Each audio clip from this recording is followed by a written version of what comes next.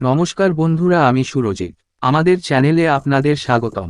সচিন কোহলির পর ধোনি রাম মন্দিরের উদ্বোধনে আমন্ত্রিত বিশ্বকাপজয়ী অধিনায়ক মহেন্দ্র সিং ধোনি। বন্ধুরা, আগামী 22শে জানুয়ারি অযোধ্যায় রাম মন্দির উদ্বোধন। অযোধ্যার রাম মন্দিরের উদ্বোধনী অনুষ্ঠানে 6000-এর বেশি মানুষকে আমন্ত্রণ জানাচ্ছে শ্রীরাম জন্মভূমি তীর্থক্ষেত্র ট্রাস্ট। সচিন তেন্ডুলকর, বিরাট কোহলির পর মহেন্দ্র সিংহ ধোনি, বিশ্বকাপজয়ী প্রাক্তন অধিনায়ক, অযোধ্যায় নবনির্মিত রাম মন্দিরের প্রাণ প্রতিষ্ঠা অনুষ্ঠানের আমন্ত্রণ পেলেন।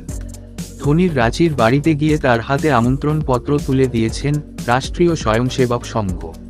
সোমবার দুপুরে ধোনির বাড়িতে যান আরএসএসের সহপ্রদেশ সচিব ধনঞ্জয় সিংহ, ঝাড়খণ্ড বিজেপির সাধারণ সম্পাদক কর্মবীর সিংহ সহ কয়েকজন নেতা।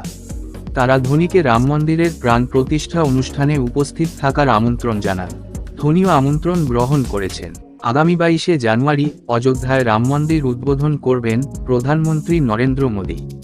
রাম মন্দিরের উদ্বোধনী অনুষ্ঠানে 6000-এর বেশি মানুষকে আমন্ত্রণ জানানো হচ্ছে শ্রীরাম জন্মভূমি তীর্থক্ষেত্র ট্রাস্টের পক্ষ থেকে। ধোনির আগে আরও 2 ক্রিকেটার সচিন এবং কোহলিকে আমন্ত্রণ জানিয়েছে ট্রাস্ট। বন্ধুরা, ভিডিওটি কেমন লেগেছে অবশ্যই জানাবে। এরকম দেশ, দুনিয়া, বিনোদন, খেলার টাটকা খবর, আপডেট এবং ভিডিও পেতে লাইক আর সাবস্ক্রাইব করুন আমাদের চ্যানেলকে। ধন্যবাদ।